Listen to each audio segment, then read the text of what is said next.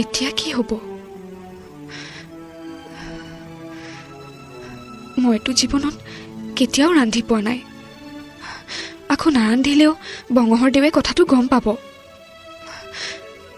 তেওঁ লঘোণে থাকিব লাগিলে মই ৰৌ নৰকত পৰিম।